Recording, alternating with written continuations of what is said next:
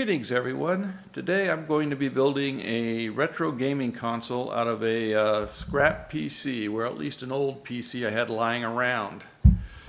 I don't know if you're like me and have lots of old computer parts lying around, not in any of your daily drivers. I have a drawer full of them, so I'm going to do this project of building a retro gaming PC out of scrap parts basically. To be perfectly honest, this is going to be a zero budget project. We'll see where it goes. Yeah, I should be able to play some of the older games. I'm pretty sure this PC ain't going to be up to anything really graphics demanding, but again, not expecting perfection, just expecting to get something going. So, right, let's get to it.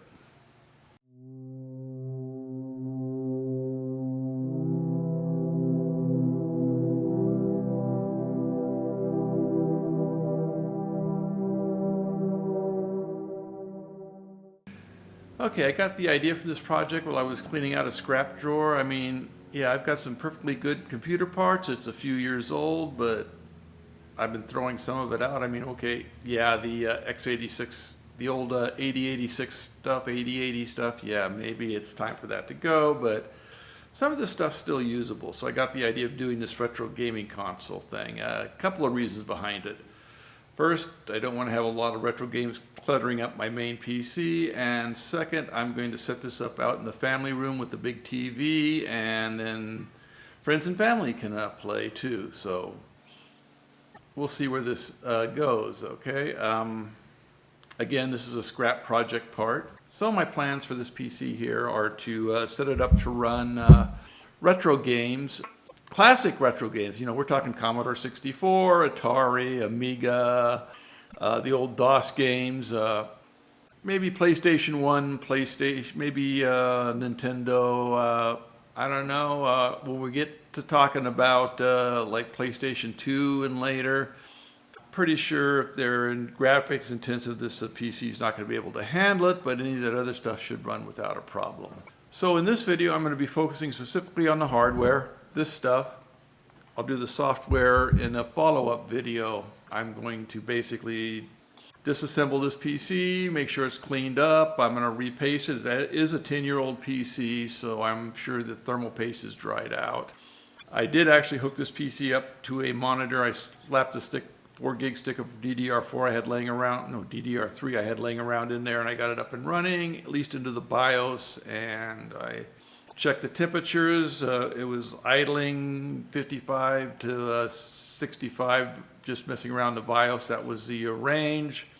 That seems a little warm to me, so I'm going to go ahead and reapply thermal paste, and we'll see where that gets us. And then I'm going to install some parts to make this into an actual real PC we can use. So here we go.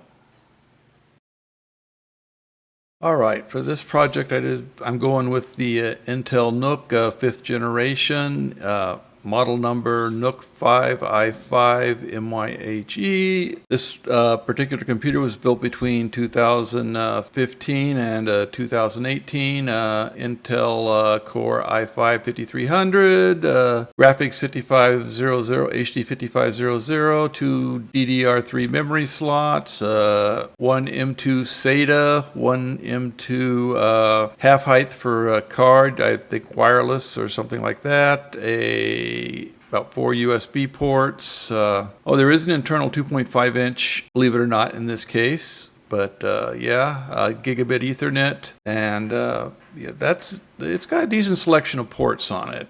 Some of the considerations here are the Intel HD Graphics 5500. It works on shared DDR3 memory, so I need to have 2 sticks so I can do dual channel. That'll help improve performance. I mean, it should be okay for earlier games, earlier than 5th generation. Again, PlayStation 1, Nintendo 64, 6th generation and beyond. It's going to depend on how graphically intensive the games are. Storage should not be an issue, or memory. It'll do 16 gigabytes.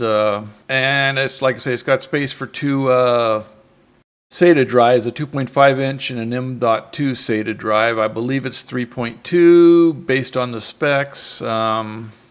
I do need to get a power adapter, and One of the things I don't understand about this is why they went with mini HD or mini display ports instead of, well, I understand that they went for 2 monitors and mini display ports take up less space, but you could have put 1 full-size port on here because now you need an adapter to go to most monitors from that mini display port. But that's that. And as far as the power adapter goes, from what I read in the specs and the specifications, was like 12 to 19 volts rated at 3.41 or 42 or 43, so 3.4 something amps, which is about at 19 volts, 65 watts. Anyways, we'll see how we go when we start next video when we actually get this thing up and running.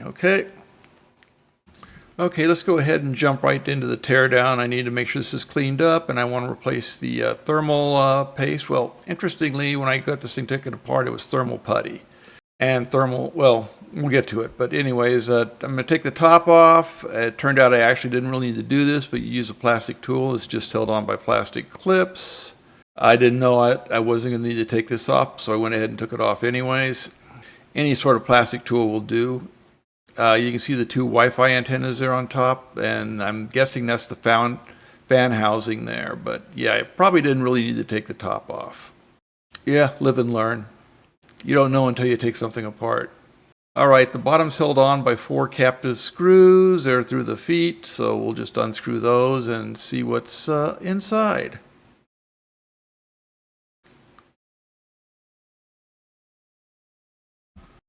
Okay, once the screws are loose, we can open it. You want to open it slowly, as there's a, you'll notice as you open this in the bottom, there's a 2.5-inch SATA drive attached to the bottom plate, and it's connected by connectors to the board, so you want to be careful. Open this towards the front and don't strain the cables. We'll go ahead and disconnect them and remove this part. There's a SATA cable and a power cable. Okay, we're going to take this motherboard out. You can see we've got a well, you can see we've got a DB9 connector here, probably RS232 of some sort of serial connector. You haven't seen those in a while. And you can see the 2 wires for the antenna and the M.2 half height and regular M.2, and then the DDR3 2 memory slots. Let's go ahead and remove the DB9 connector because that's going to block getting the motherboard out. Yeah. And the motherboard's held in by 2 screws here and here. So we're going to unscrew those. And what I found out was the plate that the DB9 connector goes into keeps the motherboard from coming out, so we need to remove that also. We probably could remove the whole thing at once. Anyways, you need to play around with this, kind of tricky, but once you get it right, the board just comes right out. And looking down, now we can flip it over. We can see the fan and the heatsink. It's not a very big heatsink, but again, this is a mobile processor, so yeah. And in the top of the case, you can see the wires that go to the Wi-Fi antennas here. We'll be using those. And those are the Wi-Fi antennas on top. Now, the fan has captive screws, so it's 2 of them, and a connector. Oh, this connector's in there a little tight. I might need to do yeah, let's get this out. Yeah, it was in there tight. I don't think it's ever been taken out. Anyway, this is the fan unit. Small fan. Again, looking at the heatsink, it's pretty small too. It's held in by 3 captive screws, so we'll go ahead and take those out.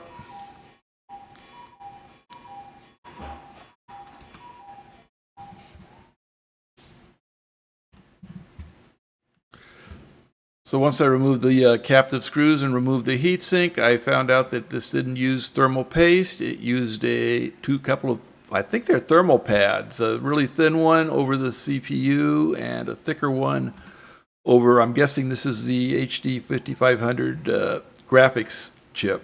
Yeah, anyways, they were dry. Yes, definitely dry. So we'll go ahead and clean those off.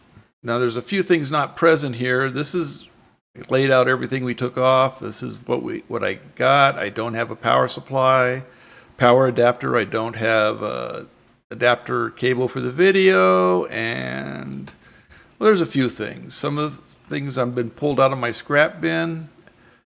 So I've got some MX6 Arctic MX6 thermal paste I'm going to use. I've got a selection of DDR4 memory. I've got a 16 gig stick, but I think I'm going to go with the two 8 gig sticks so we can get dual channel. Also, I've got a bunch of M.2 drives. You got to be careful here because this is SATA M.2. The one on the right is a NVMe. Notice the difference in the connectors. We want the SATA one. And then I've got a selection of various 2.5 solid state drives and one 2.5 inch regular hard drive. So we'll pick one to throw in there with the other stuff. Yeah, that one. And so also I've got this Wi-Fi Bluetooth card I'm going to try and install. We'll see if it's compatible. I do have a USB adapter that's a Wi-Fi just in case it's not compatible. And of course, we're going to need controllers since this is a retro gaming system. I've got this Xbox Bluetooth controller. And I've also got this, I use this controller here with the keyboard on Media Center a while back. But yeah, we're going to have this one too. Okay, and that's pretty much it for our equipment. Like I say, I still need a power adapter and a adapter cable for the monitor. Okay, next on our hit parade, let's remove that thermal pads. They're not paste, they're pads. I got a plastic scraper here. We're just going to scrape off what we can, then we're going to spray it with a little alcohol and let it soak, and then continue cleaning it up. Yeah, this stuff's on there. It'll take a few minutes to get it all off. Might have to spray it a little bit, let it soak, but we can get it fairly clean, and then we're ready to repaste. I'm using a coffee filter here for wiping because they're lint-free. Coffee filters designed to get wet, so they're convenient if you have them. And if you have a drip coffee maker, you probably have some in your house somewhere. And let's go ahead and remove the thermal pads from this. This one is really tough. So yeah, some more alcohol. This is a very, very small heat sink, so I'm surprised. I expected it to be a little more copper in here.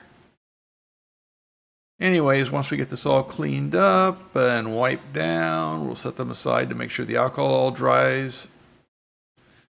And then we can get around to repasting everything. Okay, repasting. I've got my thermal putty here. I'm using thermal putty on the graphics chip because the thermal pad was a lot thicker and I don't think thermal paste is going to actually do it. So we'll put just a little dollop on the chip of thermal paste, and the same with thermal putty on the graphics chip. Probably a little too much here. I could have probably used a lot less, but yeah. We'll see how it works out. Once I get them in place, I'll go ahead and put the heatsink down and secure the 3 captive screws, Phillips screws. This should smash out the thermal paste and the thermal putty so we can get a good thermal contact. And then finally we reinstall the fan and reconnect it to the motherboard, and that is basically it for repasting. And now we're ready to reassemble. Okay, one thing I do notice is this system is fairly clean inside. I was surprised. Anyway, if you get the motherboard just right, it slips in pretty easily. You got to make sure the Wi-Fi wires are above the motherboard since we're going to be using those, and we'll put the 2 screws back in. All similar hardware on this thing, so it's really hard to mix up the screws. We'll put this plate back in. Reinstall the DB9 connector, and we'll put our Wi-Fi card in. I don't like this type of connector on the Wi-Fi card. These are extremely hard and they're very easy to damage. They're delicate, but just be gentle and you can get them in place. All right. Yeah, there we go. Next, we want to install the M2 SATA drive. This is a 250 gigabyte drive. I'm making an estimate here. I know how big the operating system is going to be, but I'm not sure about ROMs, firmware, and actual games themselves. But I'm just give myself more than enough space with the two drives. Let me drop in the 16 gigs of memory here. I should have probably done this before putting the DB9 back. That probably would have been easier. Live and learn. And then finally we insert another 250 gig SSD into the 2.5 inch bay, reconnect everything and secure the bottom. And we should be done with everything. Now we're ready to go ahead and move on next time around for testing and loading software. All right, we got the thing back together. It is a bit heavier than it was before, but I think that's probably because of the SATA 2.5 inch SATA we threw in there. But anyways, we're gonna fire it up in the next episode. We'll do some. I do want to do some thermal monitoring since I repasted it and actually I added some thermal putty as well. I was surprised when I opened it up and found out it was actually using thermal pads. They were old and they were dried out, but I don't know. It seems to be running. It was running okay on the thermal pads. I did some checking on the specs, and this thing normally runs around 40 to 50 degrees at idle, so it was running slightly hot. We'll see if that improves with the thermal paste. Hopefully, I didn't screw it up, and it'll be worse. But we'll see when we